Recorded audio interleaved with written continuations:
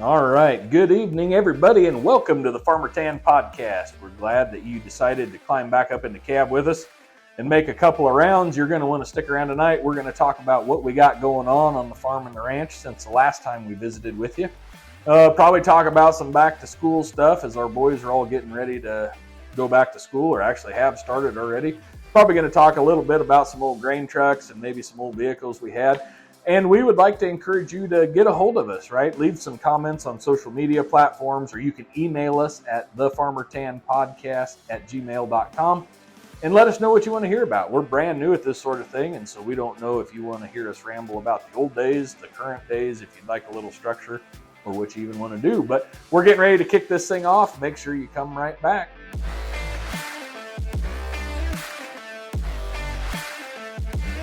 You got the chain tight, Jared?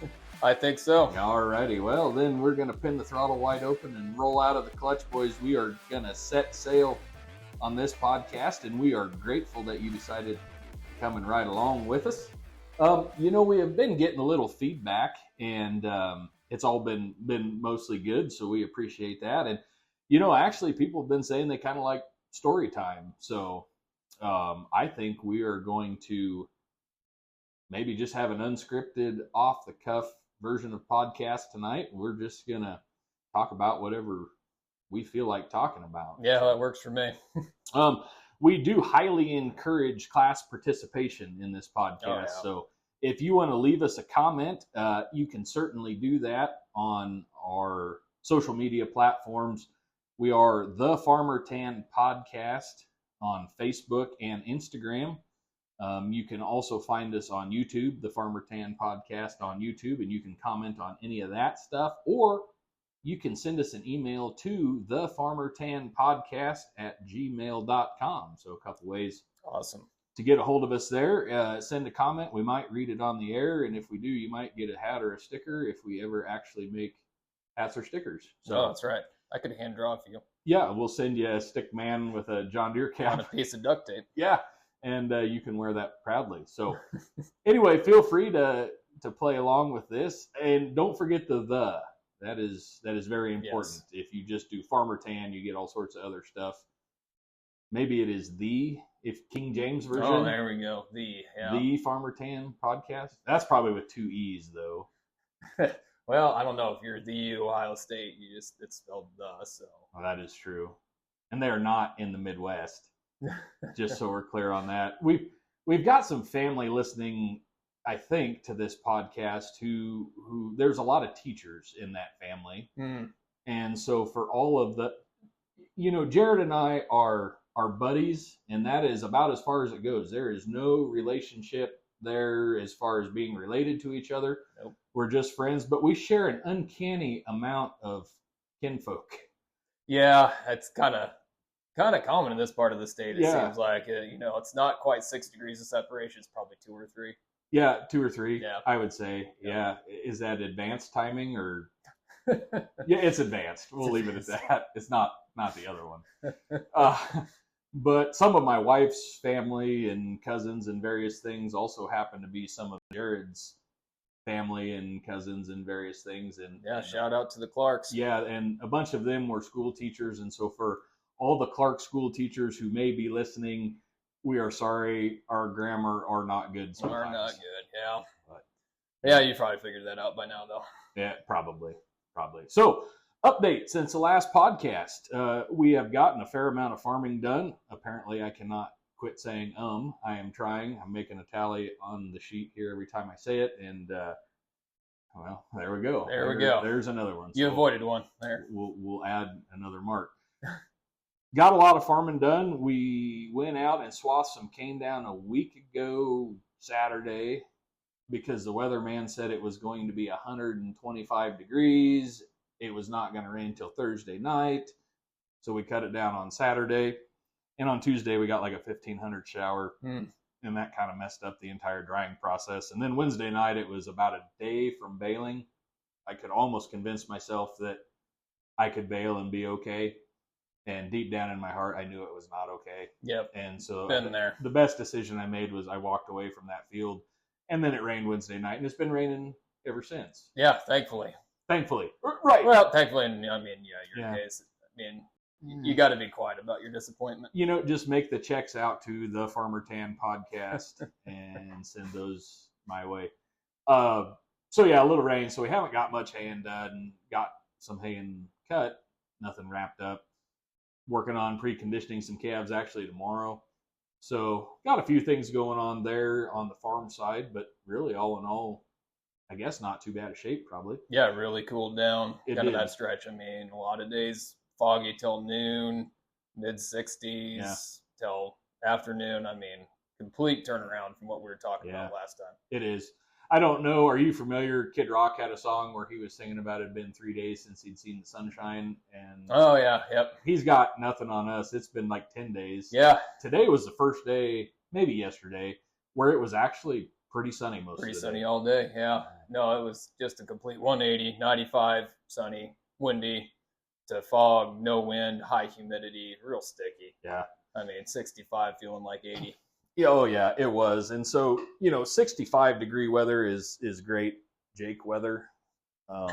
Really cloudy and overcast was fine too. Yeah. I actually did not mind that a bit. It didn't cure much hay or anything like that, but we'll live. Yeah, no, I didn't get to enjoy a lot of the cool weather. We were doing silage through that hot stretch, shopping all the hail corn that I talked about last time. Did you get that all done? We did. Got a fair amount done ahead of time. It was the first cutting of the year for the crew, so naturally finding out all the bugs you usually find when you pull equipment out after not using it for 10 months. Had a weak U-joint somewhere? Yeah, pretty much. Blown hoses, gearbox, all that good stuff. Had a truck tip over in the pit and kind of it was a little bit rough going, but we got her done. But then on the 8th, was heading home, getting the feed wagon. That's kind of the first cool day, and actually had an accident on the way home. So most of those cool days I spent in the hospital, 3 broken ribs and a punctured lung. So if it sounds like I'm walking uphill while I'm talking, that's kind of why. I just haven't quite gotten my lungs back. Yeah. Guy's got a hole in his lung, so you got to give him a little break. But yeah, we mean leave comments. Don't make fun of me. Yeah, not this time. Yeah, I was gonna say, give me a hard time most of the time. Yeah, I'll still take it. Yeah, I too am out of breath. It has nothing to do with anything other than overindulgence on Little Debbie snacks.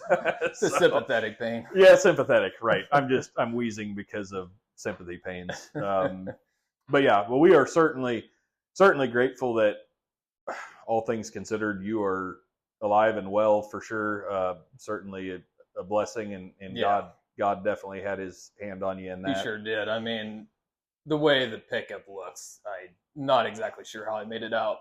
With these injuries is the best case scenario, honestly. I think 9 times out of 10 that accident's going to paralyze or kill somebody. So it was pretty nasty. Kind of hit a semi broadside.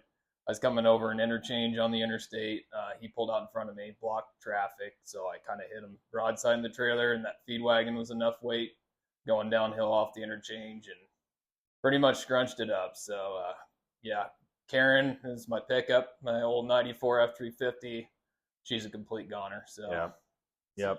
Looks kind of like, well, that's bad. Yeah, it is. Yeah. Kind of a frame's twisted up 2 different ways, and it's cab smashed in. I mean, there's about the way I was laying is the only way you can lay in that pickup and not be severely injured. So definitely was being looked out for, and healing well though. So all things considered, it was good, but definitely something you come across. Hopefully never in your life, but I will say, if you ever need to work on the transfer case, it'll be easy to get to. The picture I saw had the transfer case laying in the back of the pickup. Yeah, it did. Yeah, and I mean, they tightened it up right before I left to go get the feed wagon, so I'm glad that was tight before it completely got busted off. Yeah. And got a new starter put on it. It was at the shop, so brand new starter, drove 20 miles, and no longer needed. So Kablooey. Yeah. Well, anyway, Jared did not want to dwell on that, but did just kind of want to bring it to your attention, and we certainly all praise to God for getting you through that safely. Walked in under your own power. Yeah. I mean, heel toe, no problem. Yep. And we were just certainly glad for that. Yeah. So. Yeah. Same here. I said healing's going better, and I mean, it could have been should have been a lot worse. So definitely God was looking out for me there. For sure. Well, when you were laid up, probably didn't have much of a chance. Did you get a chance to watch much Summer Olympics here? That's the only time I watched Summer Olympics. The hospital TV didn't have a whole lot of channels, and that was kind of the thing that was on. So I tried it and did get some watched, but I didn't spend a whole lot of time. Blessed with great friends and family, had a lot of visitors there, so spent most of my time trying to talk to them, trying not to laugh, and trying not to cough. Right. Certainly not sneeze. Right. That's what I told you that day. I felt bad because I said something that must have been funny and kind of trying not to laugh about it. And I'm not funny on purpose. It just comes naturally. So, it did my heart good. So. Well, we're certainly glad you're here. Somebody had left a comment actually that said we were fun to listen to, easy to listen to, and that was probably referencing you. So I'm glad that you made it back. Otherwise, we probably would be no fun or not interesting. No, that's not true at all. So, well, we did watch a little Summer Olympics. Pretty big fan of that in our house, I guess. And there is a lot of stuff that you would not assume is Olympic activity, right? So break dancing and that sort of thing. My oldest really enjoyed that. So that was good. I don't know if that is like gymnastics for gangsters or I mean, of course, the one that went viral is the Australian. Right? The kangaroo. Yeah. I mean, there's very few Olympic sports I look at and then I'm like, you know what, I think I can do that. I mean, there's just such specialized athletes. But watching that, I'm like, I think I stand a chance. Yes. I think I could do that.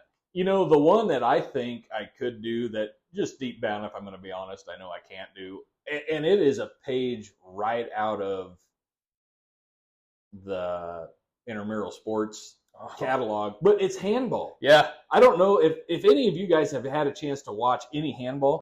That is the most crazy sport, but I super got into that. I've never seen it, but I hear it's a good time. Well, it looks all right. So it looks like a guy who really sort of wanted to play basketball but couldn't dribble, and then he kind of wanted to play soccer, but like kicking the ball around was stupid. And so he writes up this game. Anyway, it was fantastic. I watched that during the duration of the Olympics. Anytime I could find it on, men's, women's, didn't matter.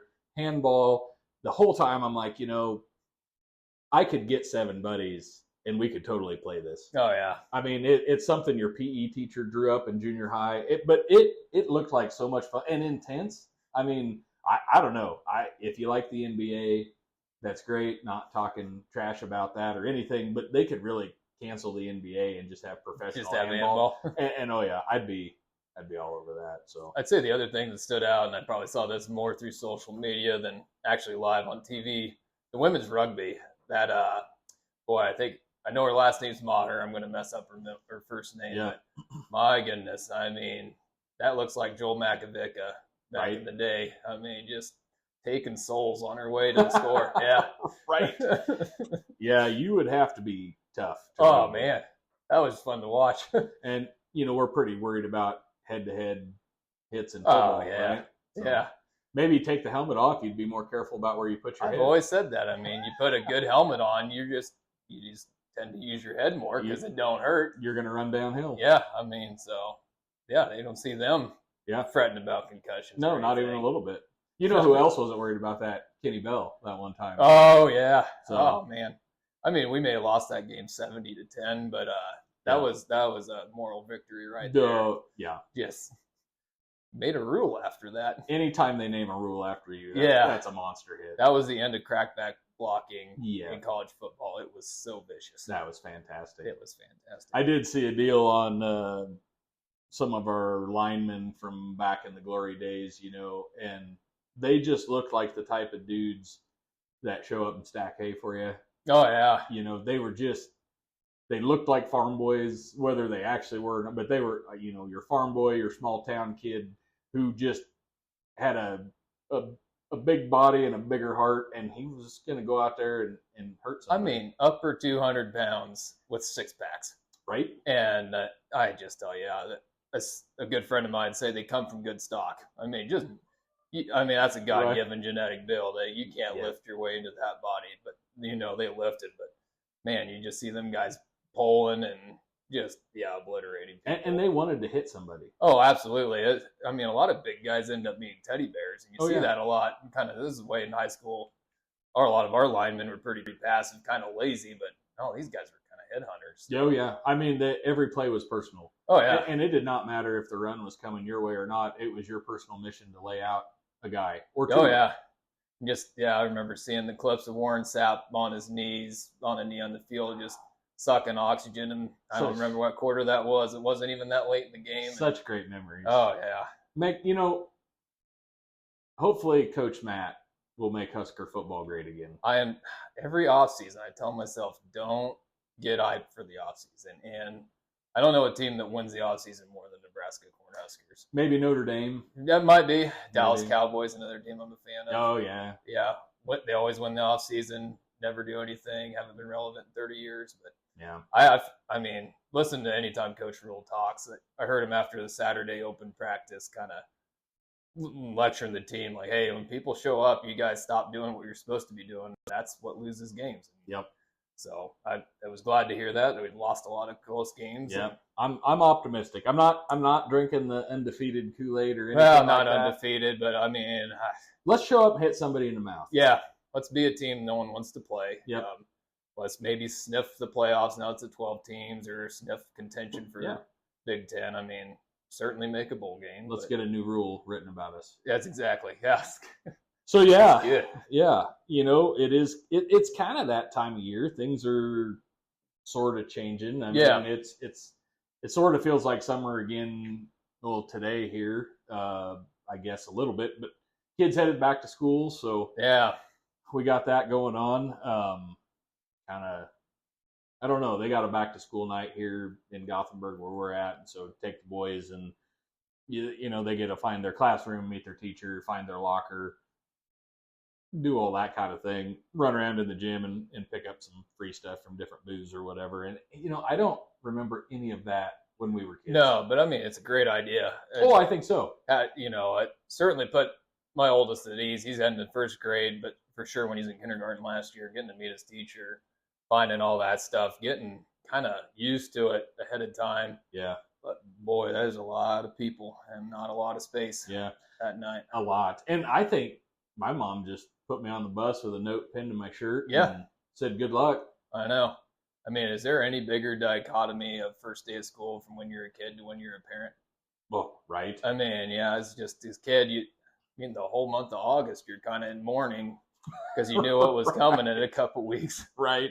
As a parent, you're just like, boy, this is going to free up a lot of my time. It might be time. It might be time. And I certainly love my boys. I love having them around. Yeah. They are pretty handy. Yep. And that sort of thing. And now all of a sudden they got to go back to school. And that kind of makes me sad a little.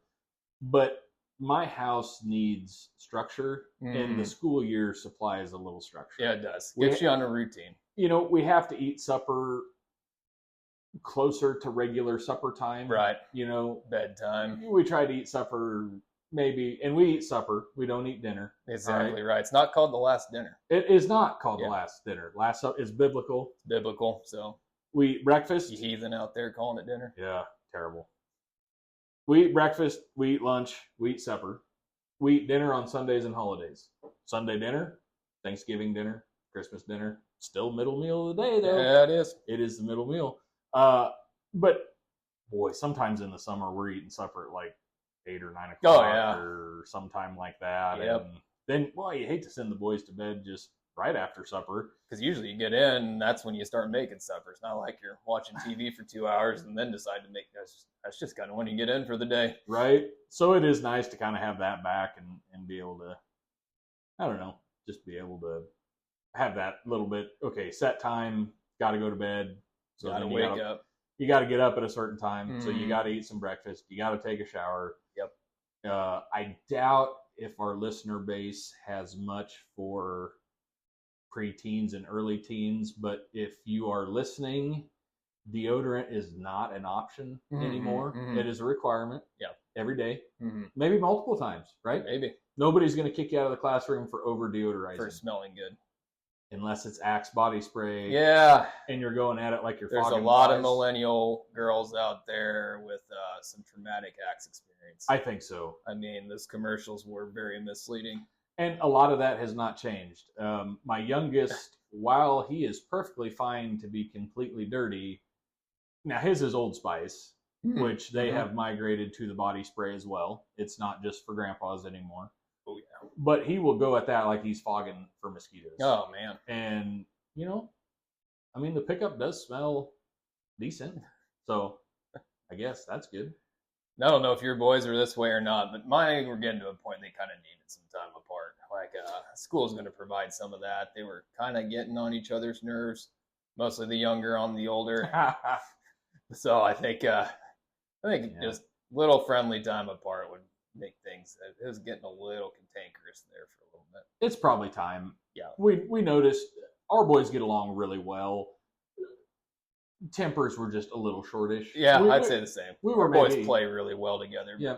Just kind of last couple weeks we were maybe a little quick to snap back. Yep. So that's good. But I don't know. School bus technology has come a fair distance, right? Since we were in school. So I'm curious to hear what your route bus was growing up. Oh man. So, and it was a true straight on bus. And somebody will say something like, "Hey, Jake, did you get that quote figured up for me on that feed that I asked you about there Monday?" And nope, I completely spaced that off. But I can tell you the first bus I rode was 80B. 80-B. 80-B. Yep. So our school system, our school district, when they bought new buses, the bus number was the year the bus was bought. And then if they bought two buses that year, it'd been, because there was an 80A. Okay. And then an 80B. So those were those two buses. My bus, I think it was a Chevrolet chassis, gas burner, automatic transmission. Okay. Had orange seats, like those like 80s orange seats in that bad dog. And yeah, I remember hopping on that thing, and it was probably 127 degrees inside. Oh, I mean, it was like sitting in a cockpit of a stock car at the 4th of July race in Daytona. I mean, hot, miserably hot. And bus run good though. Every once in a while, if you stab the brakes too hard, she'd kill it completely, and had to kick it in neutral and fire it up. But that is where I learned how to talk on the CB. Oh, nice. We had radios, in all the buses, and the bus barn would talk. And so they'd call it, bus barn to 87B, come on back. Oh, this is 87B or 80B, go ahead. Oh, Jake ain't riding today. And just constantly it was over and over that. I was full-blown CB ready by the time I could, talk on one. But after that, so we rode that bus for quite a while. And then we upgraded to, I don't know, like it was a late 80s, early 90s. And it had a radio. Oh, nice. Like not dash mount, like bus driver. Oh, okay. Like screwed it in on their own time. Yeah. I mean, speakers in the roof, radio. Oh. And boy, we thought we were something else. And so, like Restless Heart and Black Hawk will always have a special place in my heart, because we played the local country radio station, and them and Little Texas, and oh boy, whoever all else was big. Garth, I think, was getting big by then. George Strait. No, Brooks and Dunn. Yeah. So that was our school bus experience. Yeah, ours was. I might have to have you help me out here, because I don't know my Chevy models real well. It was a Suburban. Oh. But it was kind of metal body, had the push button door latches. So had that been late 80s? Yeah, probably. Okay, so yep, Suburban vinyl floors, cloth seats. I mean, that thing, it was a tank. Nice. And that's what we used, and we needed it for county roads. And yeah, the radio in it, I can't quite remember if it had a cassette tape or how we did that. But we had a friend that brought a Shania Twain, I'm pretty sure cassette tape, and we just listened to that thing over and over. I still know every Shania song pretty well. Shanae fan from way back.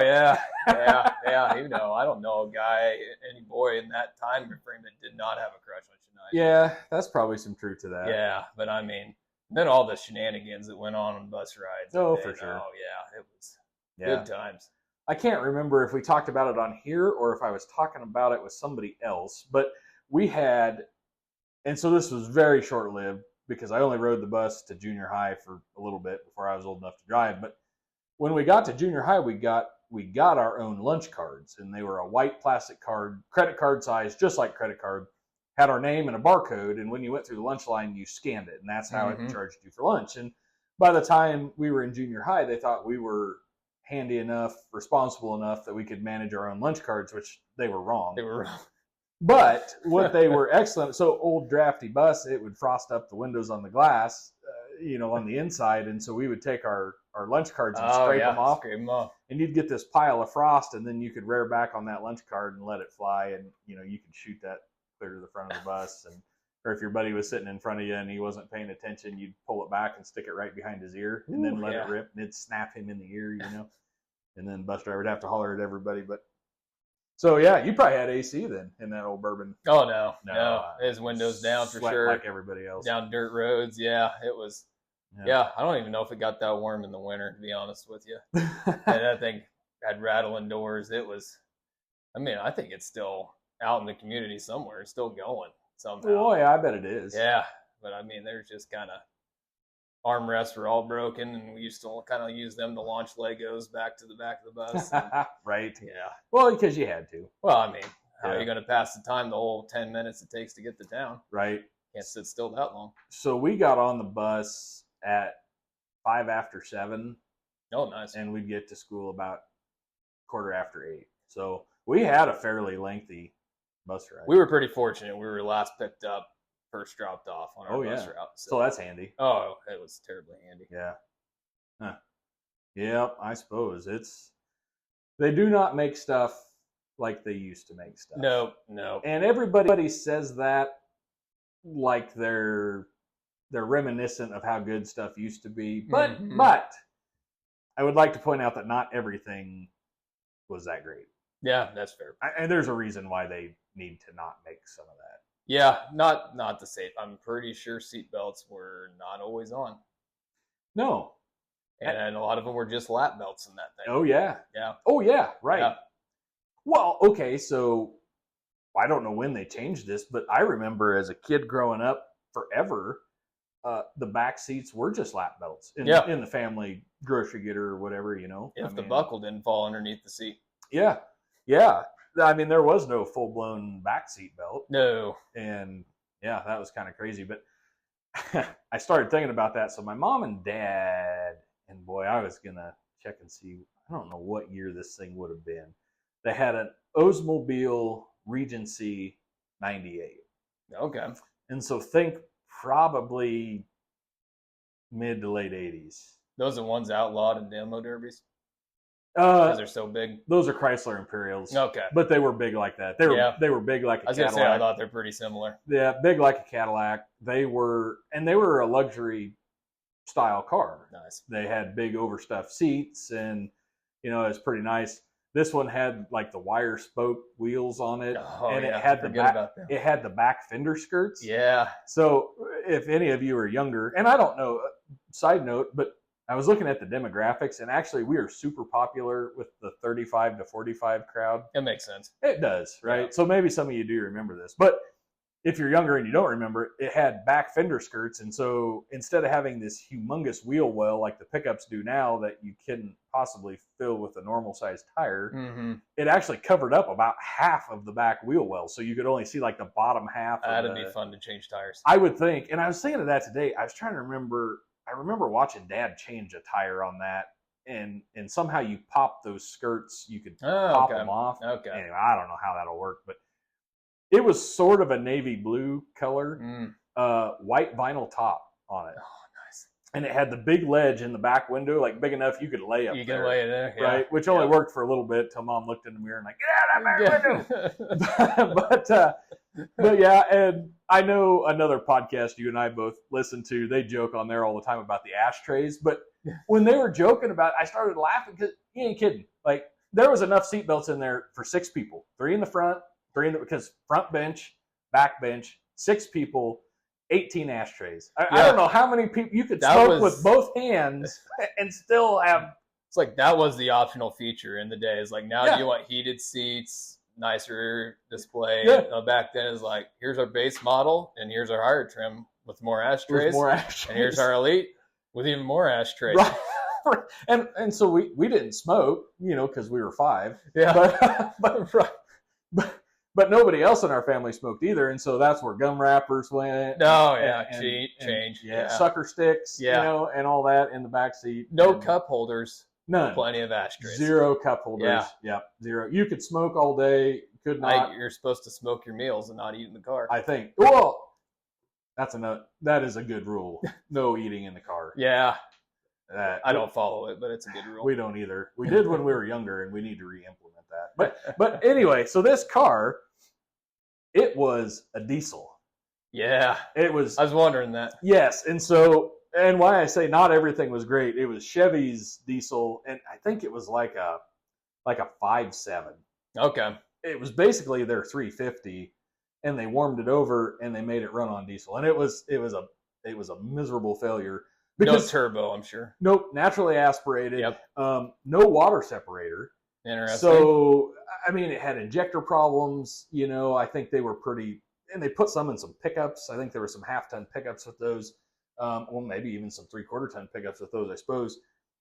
I looked it up the other day, the specs on it. I don't remember now. They were like 108 horse and like 200 pounds of torque. Yeah. And that was like flywheel. Oh, I know. I mean, the most gutless. All right, so we're going to town. And we lived 10 miles north of Fairbury down Highway 15. And Mom would start easing over, and you were trying to look to see, somebody just pulled out of the truck stop in town. Like, we've only got 7 miles. We're never going to get around this car, so you'd have to pull back in, right? And Mom would start fading back, and she'd fade back and back because you knew where the hills were. I mean, we drove that road all the time, had it memorized. You knew where you could see real well. So you'd fade back, and man, then she'd stand in the throttle on that thing and timed it out so you caught that car right at the top of the hill or right where you knew you could see, and you'd fade over, and if there was nobody coming, man, she'd leave that thing planted, And I mean, finally about, I don't know, 65 or 70 mile an hour, it seemed like it would run. But below that, I mean, a dog. Just no acceleration, I'm sure. No. It probably sounded so cool. It's at idle. I've heard an Oldsmobile at idle. I'm just like, that sounds nice. They did kind of sound neat. Of course, as a kid, it was embarrassing because Mom would be in the pickup lane at school or pick you up at a buddy's house, and it. Yeah, and those, and those, if you remember, if you're old enough to remember back, these were not, the whomp pew diesels like we have today. Oh no! I mean, they rattled and they clacked. Yep. And, part of Chevy's problem on that was I think the bottom ends were weak. They didn't do any new head bolts. Like they used 350 head bolts. And so they were forever. They'd stretch head bolts and they'd push gaskets out and then they'd burn coolant. It was just the most miserable thing. But the car looked cool. I was going to say, and then Ford 7.3 before they put, the IDIs before the turbos. We had one of those things idle and sound so tough. And then you try to do anything with them and you're like, boy. Yeah, this is just it's like that guy that talks a big game and then just never follows it up, Yes. Oh, yeah. So my father-in-law had one of those too when we first came out here and started farming, and like you put 2 anhydrous tanks behind that. Oh yeah. And it only went about as fast as you should pull anhydrous tanks, but it took everything it had to. I mean, below 40 degrees, kind of forget about it. Oh well, and so I remember. So that car was that way. It had glow plugs. Oh yeah. And so. You walked a fine line because they did not like to idle. Like if they sat there and idled, I don't know if they carboned up or if they had an injector problem. It was not good on them.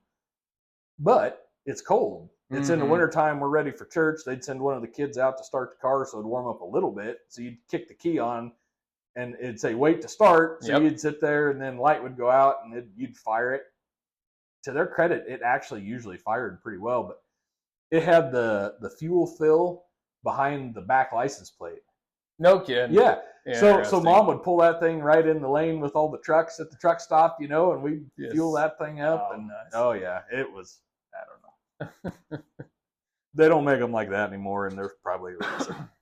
But a lot of improvements. Yeah. Oh yeah, for sure. I mean, I remember thinking how cool the Chevelles, how cool that would be. Yeah. And my mom said that was their school car up until her brothers wrecked it before she could get it. And then I heard my granddad say here just recently, is like, well, if you got 60 to 70,000 miles out of some of those cars in the 60s, that was pretty good. I'm like, boy, that's just kind of getting stuff broke in now. So, Yeah. I mean, as much as you want to kind of complain about all the electronics and cost and all that, I mean, I expect to get 200,000 out of vehicles now with proper maintenance. Sure. So just, yeah, that's how memories work. You only remember the good. Yeah, that's just what you focus on. I think that's kind of the way the Lord designed it. So, I mean, yeah, it's easy to, boy, I kind of miss, whatever, till you really start thinking about it. And I don't know if it was all that great. But yep. You're talking about miles, and I won't call the guy out on the off chance that he is listening to this, but if you are, hey, Kent, what's up? And but a fella, local guy here in town, and he does a ton of hoof trimming and that kind of thing. And so like dairies, bulls, show cattle, anything high priced, like, if they end up with a hoof abscess and they need watch a lot of those videos on TikTok. Yep. He'll block them. He'll trim hooves. He treats that and does a phenomenal job. And a really meticulous guy beyond that. And actually, fun fact, he grew up right close to my hometown. Okay. And did not know that until I moved out here and got to talking to him. But anyhow, super great guy, super meticulous, travels a ton. He pulls a trailer with him. I think he takes his own table, and everything to lay critters down so he can work on them and that sort of thing and whatever all tools and other things he has. And so he had a Chevy Dually, Duramax. He was in the other day driving a new one, new to him. I don't know that it was brand new, different one. He said, hey, trade pickups? He said, yeah. He said, I had 400 and now the number escapes me, but really anything after even 400. Major point. I almost thought he said 445,000. I know. But I know it was over 400.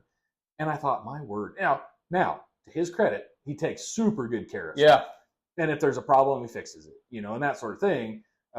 I have a tendency, if it's not rattling or banging too loud, we just, we keep in it and keep driving it. But he takes good, but that is a lot of miles on a pickup truck.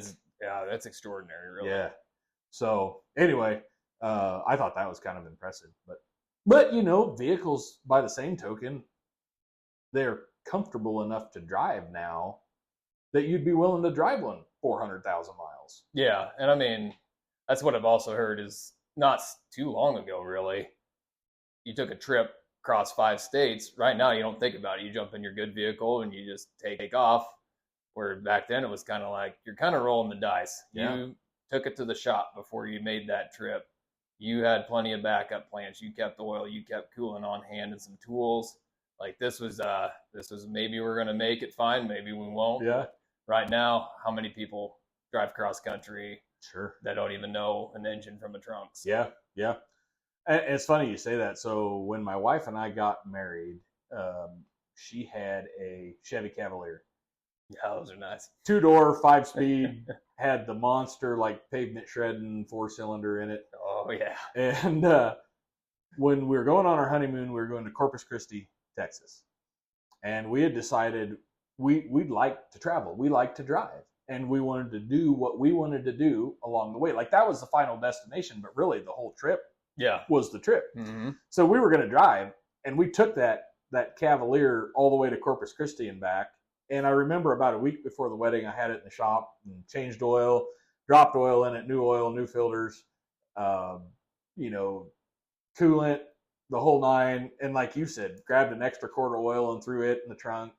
Grabbed an extra thing of coolant, made sure the spare, which I was going to say, like most things have a donut, but the donuts were the same size as a regular tire. Like it had a full-size spare, right? But made sure it was gassed up, and ready to go. And just, come on, baby. Like, don't leave us. Probably didn't even have a jack in it because they knew you could just lift it up with one hand and just throw a tire on and off. Yeah. Aaron just picked it up. Did you get tire, But it was... I was not apprehensive because honestly, that little car never let us down. But that was as far as I had ever driven in one shot anyway. Mm-hmm. Like, well, I hope it gets us there and back. Yeah, no problem. Like, what is it, 20 hours or something? 18 or 20 hours from here down there. And yeah, made the trip down, trip back, didn't break a sweat. We just got home, dropped the oil in it again, and away we went. But it's interesting because that was a car with a 5-speed.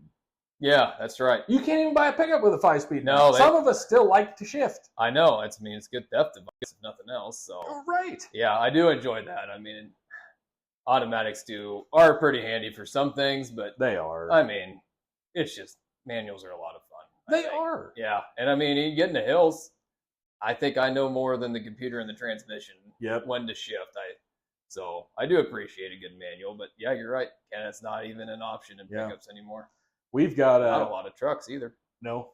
Yeah. You're right, and I've got a thought on that too. But what's interesting is, so we call it the Deuce. It's a Bronco 2. It's that thing's sweet. It's a mid-'80s Bronco 2, and we bought it from a kid who was making a river rat out of it. So it's got big tall swampers on it. He cut the back out, and it's pretty cool. But it's a 5-speed. It's barely a beater with a heater, but we've got to keep it around so we can teach our boys how to drive a manual transmission. Because so when I was growing up, and it's interesting, I think we talked in the last podcast, we grew up on good deals, right? Exactly. Dad was all about good deals, and rightfully so. And so he brought home, we called it the little black pickup because it was a little black pickup, right? Yeah, makes sense. Yeah, you named yours Karen, we named ours just the description of what it physically was. Exactly. Well, I'll go on the side note why it was called Karen. This pickup Ford had this color in the 90s. It's kind of a blue, kind of a green. Yeah, yeah. Not really one or another. So when we bought this pickup, we didn't really know what to call it because our boys were like, well, they're getting to that age where they're going to identify colors. Is it the green pickup? Yeah. Is it the blue pickup? Yeah. So we kind of struggled for a little bit, and we bought it from some neighbors. Their names are Keith and Sharon Portenier, and so we called it Portenier's pickup for a while. Well, that was kind of a mouthful. Right. So we're thinking on it one day, just mindless thinking. So I combined their first names, Keith and Sharon. That's how I got Karen. Yeah. And it was kind of a joke, but then it kind of stuck. So I'm not really one of those people that names their vehicles names. That's the only vehicle I've ever called by a name. But it became infamous, mostly because the exhaust system was so darn loud. Yeah, and that you can't not describe this to the listeners at home. No, they can't describe it. I don't think I'd even try imitating it. Basically, I cut the catalytic converters off of it. I thought I'd help the power. Did a little bit, but turns out that pickup just didn't have any. Yeah. So few exhaust fixes, and then I kind of ended up running a stack up the back of the cab and had a rain flap on the top, and I mean backfire and that thing ping after it. Right. Idle and sit there and rattle, but just a nuisance in town. Like the townspeople will not miss that when I accelerate and decelerate heading in and out of town. So I am gonna miss that though. I know. There's a lot of people kind of gonna miss it, but yeah, it's just one of those picks. It's like you don't even have to see it to know what it is. It sounded like a derby car. It did. On your derby car's best day. Yeah, it did. Like it was phenomenal. Like you think I was eating up some road, and no, I was probably doing 35. Yeah, right. Yeah. Oh man, good times. But yeah, so yeah, Little Black Pickup was a Chevy S10, and it was probably about a 90. It was early 90s, maybe like a 92. And we were the second owner. Bought it with like super low miles, like I don't know, maybe around 10,000 miles, or maybe less than that. Bought it from a guy, and this will make sense, right? The guy was selling it because he bought it for his daughter when she went to college. She was going to college at the University of Nebraska in Lincoln. Mm-hmm. Lincoln is not a huge town when you compare it to somewhere like, Boy, you calling it a town just seems like an offense to me. Well, it's a city. That's a big town. Yeah, I know. I heard people in college say it's a nice town, and I'm just like, boy, this seems like a large scale to me. I'm a little overwhelmed right now. You're here from Chicago and calling it a nice town. Right. Like a town's Gothenburg, 1,000, 2,000 people. Right. Like not that metropolis. Right. I can't even go into Omaha. Yeah, it's easier to drive in Omaha though. Oh, I don't think so. Oh yeah, the streets go where they're supposed to. Lincoln is a wreck. No, they go all different directions. Lincoln's a grid. But then you get me started on College Station. They just are like, well, how about we just don't run anything east, west, north, south? Let's just run it all on an angle. I don't okay. That angles, circles, boulevards, stuff that I'm sure it's all great if you know how to use it. Like if you know where Sun Valley Boulevard goes, oh yeah, you know, or whatever, or Cotner or any of them, like great. But if you don't, like get zesty off them. Like I just had to find the ridiculous. through streets, the straight through. Yeah. Like I'm heading east, I will head east until I get out of Lincoln. Yeah, right. That's O Street. 27th, I will go south until I'm out of Lincoln. Right. Or I'll go north till I'm out of Lincoln. Yeah. It will not stop. It will not change. Yep. That's exactly right. So, all right. So we got this, decent sized town. And when we were there, it was what, maybe 200,000, I think, when we were in college down there. So I don't know what it was in. But anyway, so girl's going to college. Dad buys her this pickup, 91, 92, 93-ish, somewhere in there, Chevy S10. Regular cab, manual locks, manual windows. Oh, yeah. No radio. Oh. No air conditioning. Yeah. No power steering. Oh. All right. I didn't know they did that late. 5-speed manual, no power. I mean, I think that one had the 4-cylinder in it. I mean, man. And it did not have, so some of those S10s, because my wife's Uncle Rick had one that had some really cool rims on them, like those Chevy Blazer, Chevy S10, kind of the spoke wheels. Mm-hmm. This had stamp steel wheel with that big old, baby moon hubcap. Yep. But it wasn't shiny chrome. It was flat black, looked like a dog bowl, had a Chevy bow tie in it. Bummer. Could not understand why his daughter didn't like driving it in Lincoln, right? Yeah, I'm sure. Dude, if you're at a stop, even for an S10, it was hard to turn. Yeah. I mean, just no power steering. On top of shifting gears every stoplight. Every stoplight. Yeah. The only town in the world with more stoplights than Lincoln is Columbus. Exactly. Columbus, Nebraska is a miserable place to drive a semi through. They don't even time them. No. Oh, no. No. Not even a little. So, anyway, guy needed to get out of this pickup. I think they had put the aftermarket radio in.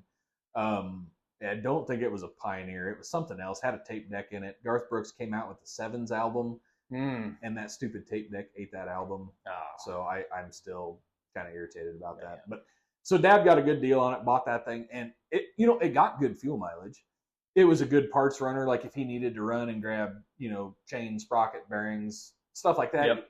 You didn't have to take big 3/4 ton pickup. You weren't getting mom's car dirty. It was good for that. But honestly, it was one of the nicest vehicles we had. Low mile, nice paint, nice, so we drove it quite a few places as a family. And I think statute of limitations has went away. And so it's probably okay. But Dad would drive and I would sit in the middle and I'd hold my sister on my lap. Yep. And then my mom would sit passenger with my brother on her lap. Yeah. We'd ride 5 wide in the cab of this S10. And at some point Dad would be like, put her in third, Yeah. I mean, I'm the one sitting where the shifter That's is. exactly how our family was. I mean, you talk about change. Single cab pickups. Right? They were the standard, and extra doors were kind of the more rare thing. Yeah. Now it's, complete opposite. Yeah, I don't even. You have guys of older generations I can't find a single cab anymore. Yeah. I'm like, well, why would you want to? Yeah. But Yeah. Where do you keep all your sweatshirts? Right. That's so. A family of 5 of us would fit in the single cab. Yep. And you make sure your knee's out of the way when Yo, Dad yeah. gets fourth. Yo, yeah. Yeah. And we had a 64 Ford. We called it Old Tan. Towards the end of its life, the transmission started to go out. Yeah. So when we raced the pickup, you usually raced to be, depending what we were doing, either at the door, so you had the window, but if we're checking cows, not the door because you had to get the gate. Right. Um, Real cowboy sits in the middle. That's exactly right. So, but then you wanted to avoid that spot because your job, if you were the middle of the 3 boys, is when it went into fourth, you had to get up and sit on the shifter. Right. Hold it in fourth. Yeah. It was a 4-speed, so when you hit the top gear, you had to get up, sit down on the shifter, and hold it there. Because nothing says safety like leaning on the dash at 60 mile an hour, holding it in fourth gear. There's not like a seat on there. You're sitting on a 1/2 inch of rod, and you better hope it's not a long trip. That thing, there's so much slack in those old transmissions that you'd sway back and forth, going around curves. And oh, man, yeah. Oh, yeah. Yeah, brief timeout. We've got some Black Rifle coffee. We got to reload coffee cups here because well, really, if you're drinking anything besides Black Rifle coffee, you're really just drinking warm colored water. And they don't pay us to say that. We just really believe it. We're just kind of open. Yeah, I mean, if they wanted to throw money at us, we'd take it. and really, we can be bought. Oh, right? yeah. I mean, yeah, it's not like I ain't selling out. I ain't gonna sell out. Right? I'll tell you what you need to hear for a little money. Hey, pride's a sin, right? Yeah, I think so. So yeah, no pride here. Go ahead and shoot us some money. But anyway, Black Rifle Coffee. In all seriousness, they are not paying us to say this. We really do enjoy their product. It is quality. And I mean, they do a good thing for veterans. They do, so. and that's great. You know, veteran owned, veteran, Yep. you know, employed, and those folks are, you know, okay. So you get paid $1 billion to throw a ball around the park. I get that you have a skill the rest of us don't, but just soapbox for a minute. But your veterans those are the heroes. Those are the guys that we need to be. Absolutely. Guys and gals. Yep. That we need to be. We ought to ask them for autographs and that sort of thing. Yeah. Anyway, so appreciate what they do.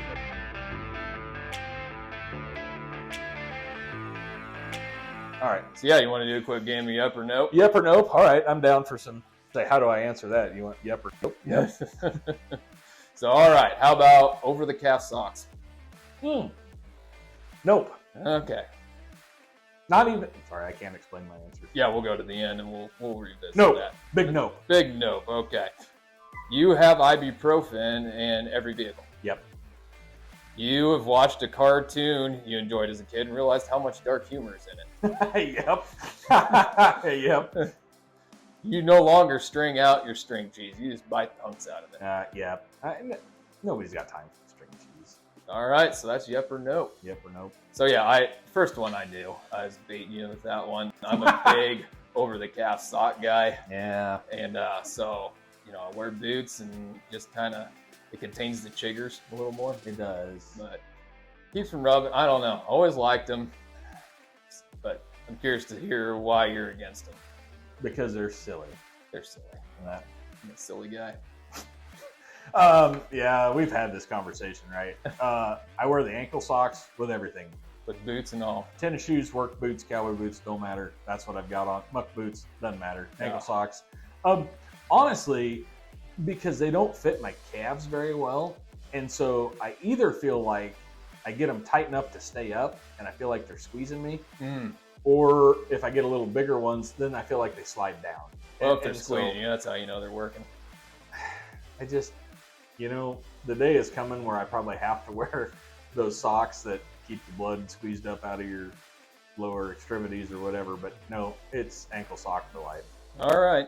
I was trying to think what other one I disagreed with, but I thought maybe the string cheese one. But I am that guy that knows certain people who eat a Hershey bar and they've got to break off every nib nice and eat it that way. Ain't nobody got time for that. And Kit Kats, you got to break it off bar by bar. Yeah, I do that. Pull and peel, they got to string that thing out. Yes. And just to bother them, I just like to take a nice bite across those nibs on a Hershey's bar, right across the Kit Kat, eat a pull and peel straight from the end. And I don't know. It just brings me joy to be a pain sometimes. Yep. I don't know. Do you remember Fruit by the Foot?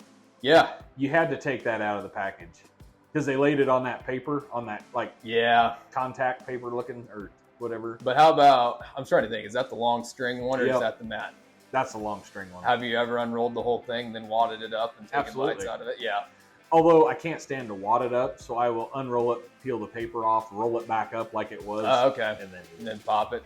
And I remember that. Too much anarchy involved in just a wad. Or like eating like a long spaghetti noodle, like you just kind of kept eating it in your mouth and see if you could fit the whole thing in there. Yep.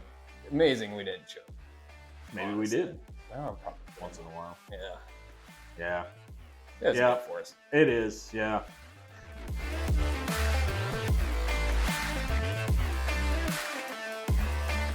I don't know. You know, I was just thinking you were talking about eating candy and stuff, and I do not have a tremendous sweet tooth, although I do a little. It's decreasing with age. I lean, so desserts, absolutely. Like candy, not as big a fan. But Reese's peanut butter cups, oh brother. Fast breaks? Nope, just peanut butter cup. No. That's I mean, fast brakes? No, I don't. Okay, well, Those are- maybe you misheard me there. No. Those are amazing. Yeah, amazing. Like hot garbage is amazing. They are no good for anything. Here's why, It's just- right? They taste like those. Could have said I don't prefer them. You remember the wafer stuff? Like at some age, you reach an age where buying like these Neapolitan, like the vanilla, the pink, the chocolate, and they taste like insulation. Yeah, they do. And a Reese's Fast Break does not taste that way, but the consistency of it reminds me. I think you're of thinking that. Reese's Sticks.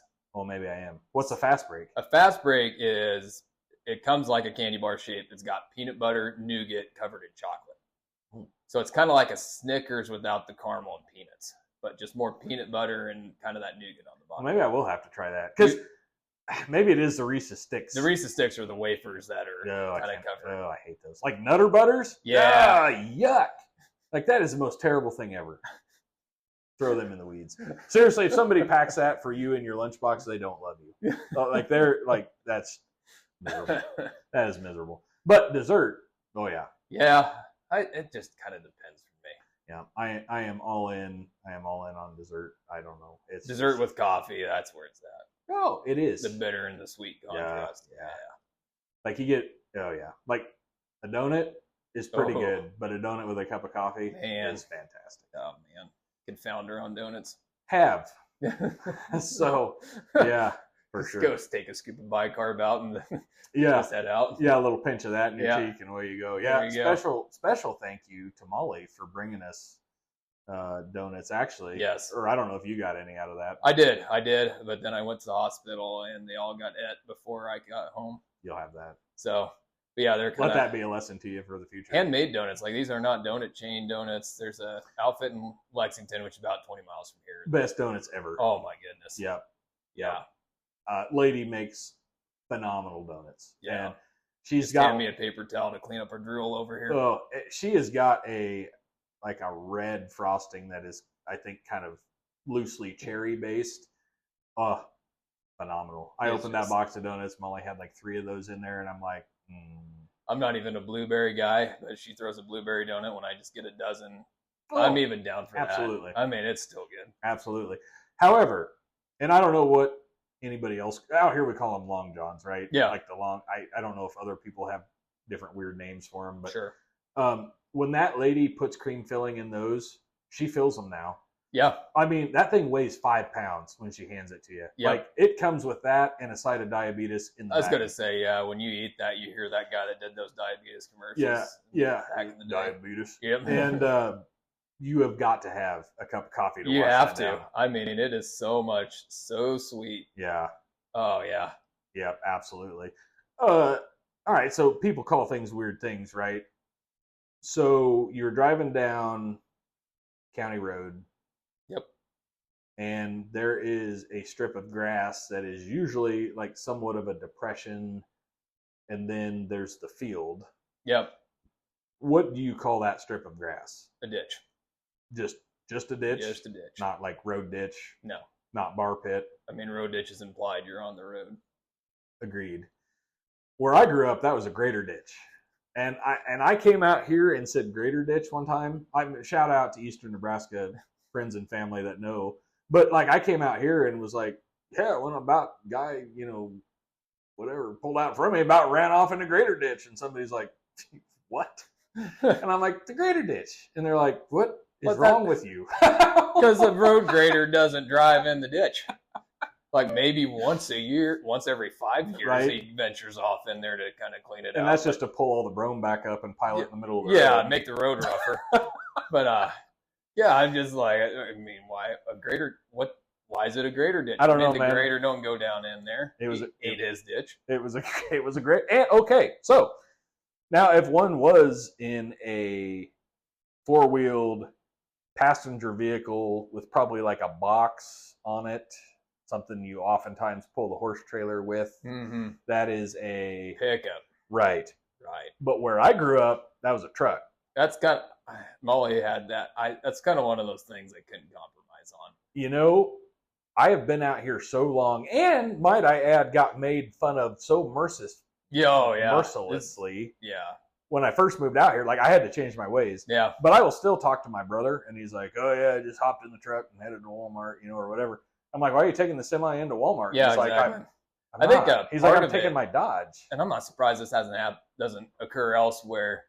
My issue is, you grew up with the straight box grain trucks. Yes. There were some semi trucks, Right. and then you had your pickups. Yep.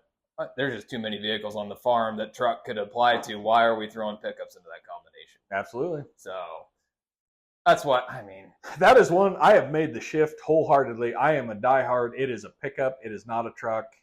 And I think that is just a marketing thing, like make you sound tougher than you are. for Ram them. trucks. Yeah, them city guys can go get themselves a truck. A truck. Yeah. Yeah. And ride around in their truck with their man bun. No, it's hard for me to say. I can't using do that it. context. And what is funny is growing up, and here's where we really branched out and got like super, what do you want to say? Creative, right? So the car was the car. That's another thing that irritates me. Shout out to my mother-in-law if she's listening. Calls everything a car. Well, I got to get in the car. I'm like, that's a Suburban. Yeah. Like that's not a car. Right. Anyway, doesn't matter. But we had our car, and then we had our truck, and then the thing that we hauled corn to town with, that was a big truck. Okay. Literally Big truck. big truck. Okay. Kind of like that one joke where the gal calls the fire department and they're like, "Yeah, we'll be right there. How do we get there?" And she's like, "Big red truck." And, right? But that was a big truck. I don't think I call anything a truck hardly anymore because I still call a semi a semi. Yeah, I do too.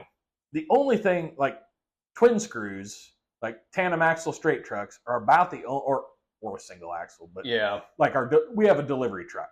Mhm. Like I will still refer to that as a truck, Cody's truck, Yeah. box truck. Kind of a medium duty. But if I'm talking about the semi, I say semi anyway. Right. So Yeah. I don't know. That's the thing. I mean, yeah, the grain trucks are obsolete, but you got a lot more medium duty trucks that are still trucks, and semis are technically semi tractors. But you can see on a farm how that gets confusing. You've got your tractor. So if you're calling your truck that's technically a tractor and also got tractors, I mean, it's hard enough to keep the tractors apart. Can you imagine having a truck, a tractor, and a truck tractor? That's ridiculous. Boy. That's what they do in Iowa. Yeah. I don't understand why is a semi, like a semicircle is part of a circle. Why is a semi truck? But that's a whole truck and then some. Yeah, my theory is it started off as a semi tractor. Like you kind of had your tractors were your big motored, high torque working things, and they came out with this truck with an engine similar to a tractor, but I don't know if they call them the semi tractor because they're kind of half of a row crop tractor. And then now they're kind of surpassed horsepowers on all the farming tractors now. But yeah, I've always kind of wondered that. That's the best theory I could come up with. I'll give you partial credit for that answer. Okay, all right. Talking about trucks, so one of the big trucks we had, and it was the one that I got. I guess I drove them both a little bit. But when I was young, we had grain trucks, single axle, like 14-foot box, like 4+2. Yes. Yep. And we had one. It was a Ford that had been a co-op line spreader truck, and so they'd re-geared the rear end like super low, and that thing screaming wide open in high gear would get you about 50. Oh yeah, about those things 50. never work that fast. Maybe a little more, but I doubt it. Now we didn't even use the low side. That was a 5 and 2. Okay. We didn't even need the 2. It was locked out in the high side. No kidding. You could start first gear fully loaded, no throttle. Just roll your foot off it. Wow. Away you went. Had a Holley double pumper on it, and like a 491, I think, was Ford's truck motor. But anyway, but Grandpa used to drive that one quite a bit. And then Dad had a International, and I cannot remember what year. I have no idea what year it was. It was a red International truck.